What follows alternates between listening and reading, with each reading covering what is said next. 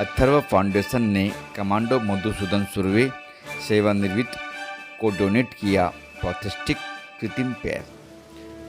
Atharva foundation द्वारा VT international school Borivali में आयोजित एक भव्य कार्यक्रम में para commando Madhusudan Surve SC सेवानिवृत्त को विभिन्न सशस्त्र दल अधिकारियों, पूर्व सैनिकों और पूर्व सैनिकों की उपस्थिति में एक प्रोस्थेटिक कृत्रिम पैर दान किया गया। कमांडो मधुसूदन सुर्वे एक बहादुर योद्धा है जिन्होंने देश की रक्षा करते हुए युद्ध में एक पैर खो दिया। वह कारगिल युद्ध में भी सक्रिय रूप से शामिल थे। उन्होंने अपनी वीरता और वीरता की कहानी सुनाई जिसने दर्शकों के रोंगटे खड़े कर दिए। अथर्व फाउंडेशन के अध्यक्ष एवं बोरीवली के विधायक सुनील राणे ने कहा कि भारतीय सेना देश के प्रति त्याग, साहस और प्रेम का प्रतीक है और सशस्त्र बल के जवान देशभक्त होने की प्रेरणा के स्रोत हैं। उन्होंने पूर्व सैनिकों और सशस्त्र बलों के जवानों को राष्ट्र की सेवा के लिए धन्यवाद भी दिया। अथर्व फाउंडेशन सुनील राणे अध्यक्ष और विधायक बोरीवली के दूरदर्शी नेतृत्व में देश भर में पूर्व सैनिकों और शहीद सैनिकों के परिवारों के लिए कल्याणकारी गतिविधियों के लिए जाना जाता है। देखिए मुंबई के बोरीवली से हमारी यह एक्सक्लूसिव रिपोर्ट।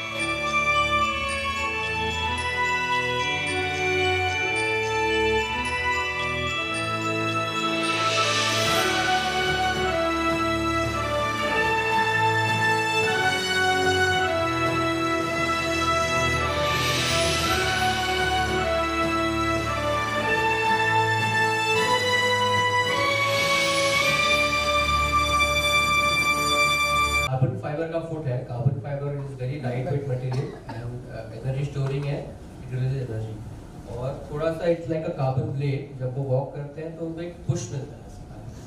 और ऊपर का जो सिस्टम है that is a gel based liner, तो लाइनर से उनका पैर लॉक हो जाता है। कोई भी कितना भी उनका पैर खींचेगा निकलेगा नहीं जब तक वो बटन प्रेस नहीं करेंगे तब तक। तो it is a very secure system और उनको बहुत एक नेचुरल फील आता है इसके चलते, तो वो उसका एडवांटेज है। और ये ऑसुर नाम की कंपनी का है। Ossur is the world leader in the limbs. उनके सारे कंपोनेंट सबसे हाईएस्ट क्वालिटी के होते हैं। आज अथर्व फाउंडेशन के माध्यम से हमारे देश के सैनिक और शौर्य चक्र विजेता जिन्होंने कारगिल के युद्ध से लेके बहुत सारे ऑपरेशनों में हिस्सा लिया, ऐसे हमारे शूरवीर कमांडो श्री मधुसूदन सुर्वे, इन्होंने एक ऑपरेशन में अपने एक पैर को खो दिया था। आज अथर्व फाउंडेशन के माध्यम से उनको इलेक्ट्रॉनिक पाँव देने का कार्यक्रम था। इसके लिए हमारे साथ कर्नल राजे, श्री उन्नी कृष्णन, मेजर मनोज सिन्हा, श्रीमती वर्षा राणे और परेश गांधी उपस्थित है। हम सब जानते हैं कि देश की सेवा करते समय बहुत सारे हमारे सैनिक जख्मी होते हैं। बहुत सारे सैनिक इस देश की सीमा को सुरक्षित रखते समय अपने प्राणों का बलिदान कर देते हैं और ये देश के तिरंगे की हिफाजत करते समय, अपने प्राणों का बलिदान करते समय अपने प्राणों की कुर्बानी कर देते हैं।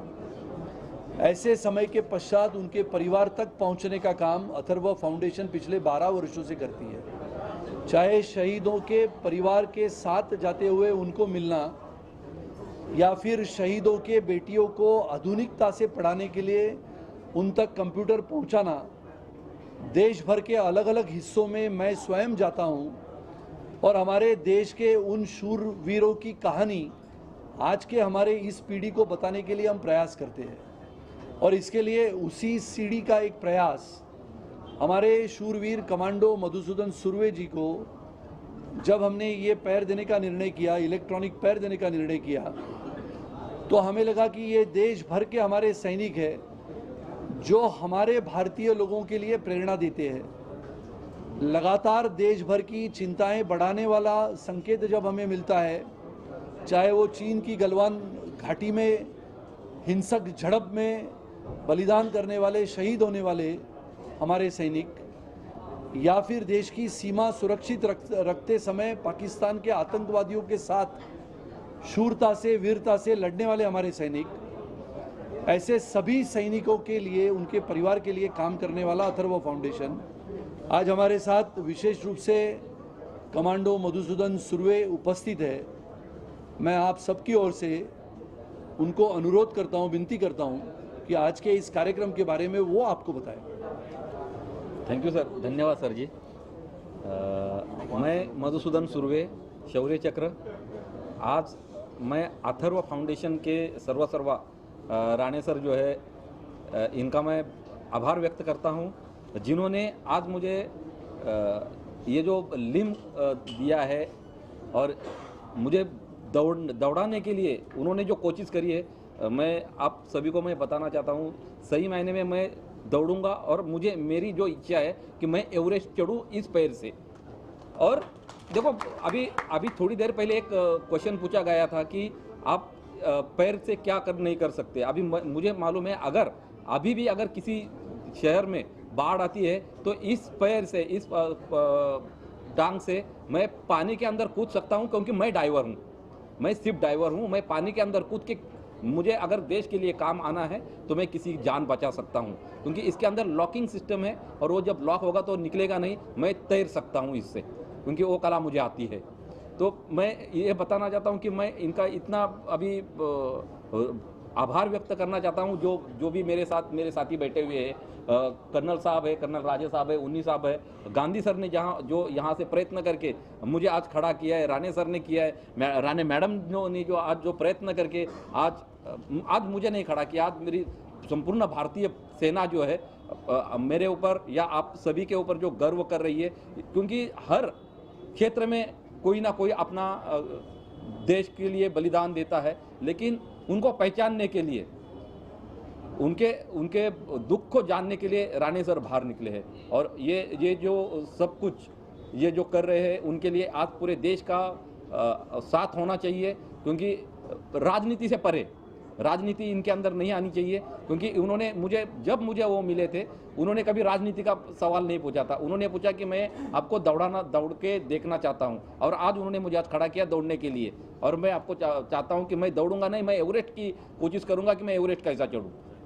सुरेश साहब, इससे पहले यूपी की बात, सरकार की बात करें तो लोग बोलते थे सैनिकों का पैसा ये लोग खा रहे हैं। आज के वक्त में एनडीए जिस तरह के सैनिकों आप जैसे लोग का मदद करा, इलेक्ट्रॉनिक 5 लाख के फंड का लेग आपको दिया गया, तो क्या परिवर्तन आए इन सालों में?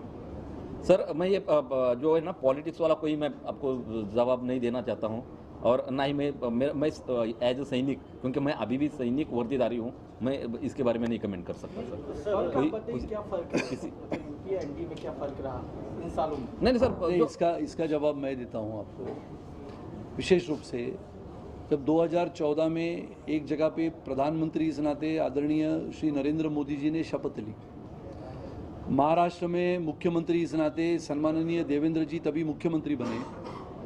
मैंने 2018-19 में लगातार हमने कार्यक्रम किए, मैंने और कर्नल राजे ने अथर्व फाउंडेशन के माध्यम से। ये सवाल का जो उत्तर है वो इसमें छुपा है कि महाराष्ट्र में सैनिक शहीद होने के पश्चात उसके परिवार को, जिसे अनुदान कहते हैं, वो 8.5 लाख रुपया मिलता था सिर्फ।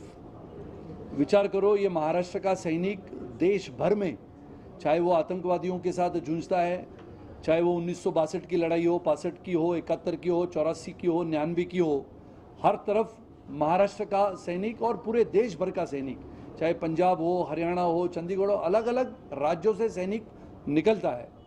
महाराष्ट्र से भी सैनिक निकलता है, महाराष्ट्र के है। तो हमने महाराष्ट्र के तभी के मुख्यमंत्री से गुहार लगाई थी कि हमारा महाराष्ट्र का सैनिक शहीद हो जाता है, उसके परिवार को हम 8.5 लाख रुपए की राशि अनुदान के रूप में देते हैं। ये बहुत कम है। तो देवेंद्र जी ने तुरंत मुख्यमंत्री इस नाते 31 जनवरी 2018 को इस राशि को 25 लाख किया था। 31 जनवरी 2019 को इसको 50 लाख किया था। 26 जुलाई 2019 को षणमुखानंद के कार्यक्रम में इसको 1 करोड़ किया था।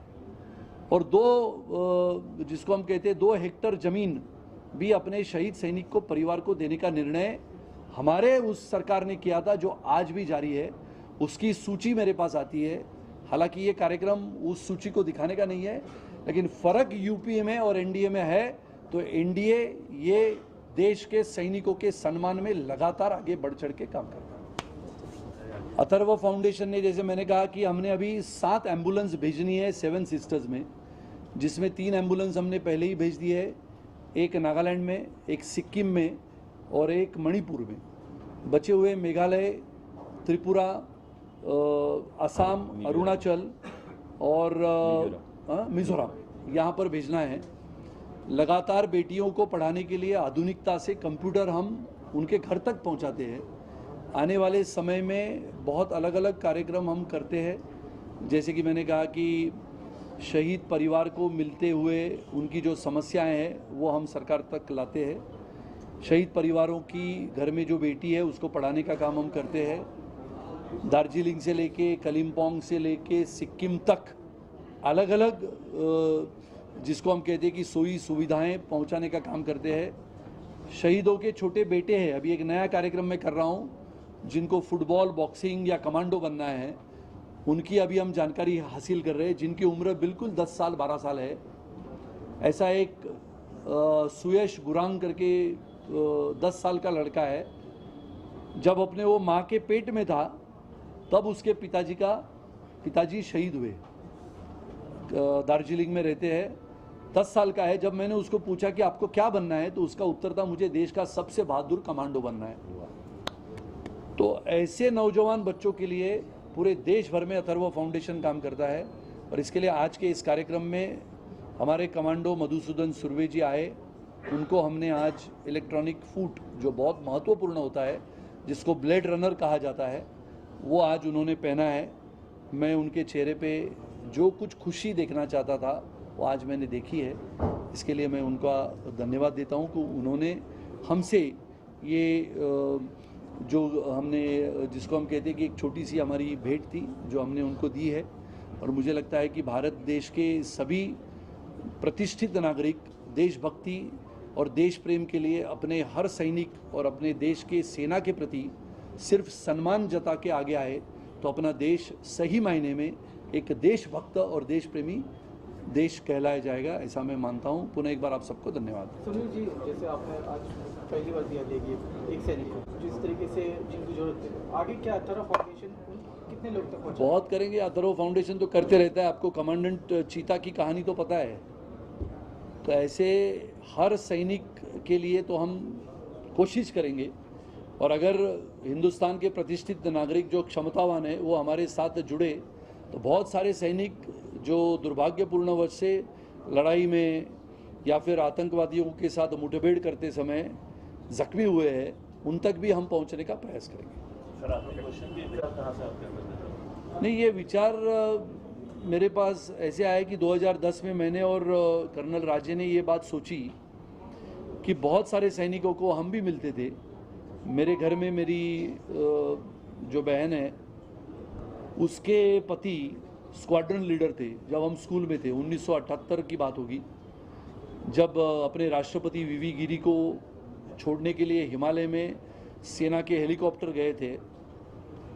तो सेना के हेलीकॉप्टर में कुछ गड़बड़ी हुई और 3 हेलीकॉप्टर वहाँ पर क्रैश हो गए।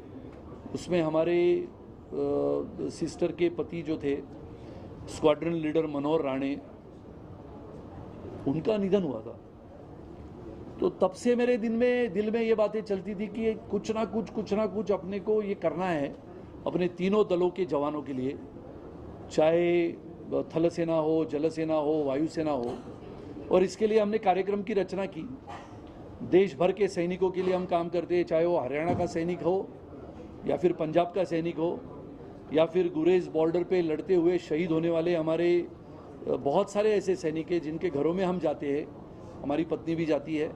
और ये लगातार काम चलते रहता है, चाहे हम विधायक हैं नहीं है। और ये काम इतना बड़ा जोर शोर से हम करेंगे आगे आने वाले समय में, जो कोरोना के काल में 2 साल में हमने उसको रुकाया था। आने वाले समय का हमारा वन फॉर ऑल जो ब्रांड है अथर्व का, जो देश के सैनिकों के सर्वोच्च सम्मान का कार्यक्रम कहा जाता है, देश के शहीदों के सम्मान में इस बार हम दिल्ली जाने वाले हैं। और आदरणीय प्रधानमंत्री श्री नरेंद्र मोदी जी को हम न्योता देने वाले हैं कि ऐसे सबसे बड़े कार्यक्रम में देश के प्रधानमंत्री होने के नाते उन्होंने इस कार्यक्रम में आके उसकी शोभा बढ़ाई, क्योंकि हमारे प्रधानमंत्री भी एक देशभक्त है।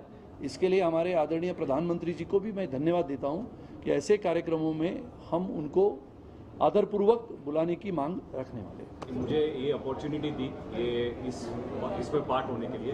लोग जब भी डोनेट करते हैं तो उनको लगता है कि एंड आदमी तक वो डोनेशन पहुंच पाएगा कि नहीं, बट आज मुझे इतना कॉन्फिडेंस है कि अथर्व फाउंडेशन एक ऐसा फाउंडेशन है कि हर आदमी का जो डोनेशन है वो एंड आदमी तक पहुंच रहा है और उसको पूरा बेनिफिट मिल रहा है। और ये देख के मेरे जैसे बहुत सारे लोग जो यानी कि जिनके पास शक्ति है वो इस पार्ट में पार्ट लेना चाहेंगे और बढ़ चढ़कर पार्ट लेना चाहेंगे। मैं तो खुद लेना ही चाहूँगा कि मल्टीपल बार मुझे ऐसी अपॉर्चुनिटी मिले कि लोग धर्म में तो डोनेट करते हैं धर्म को आगे बढ़ाने के लिए, बट ये सबसे बड़ा धर्म है, यानी कि जो ये फॉलो कर रहे हैं इट इज द बिगेस्ट धर्म व्हाट दे आर डूइंग। और इसके अंदर सब लोग को आगे बढ़ के करना चाहिए बिकॉज ये एंड आर्मी तक पहुंच रहा है और ये सबसे बड़ी चीज कर रहे हैं। I am really thank again Rane sir को कि मुझे अपॉर्चुनिटी को आई रियली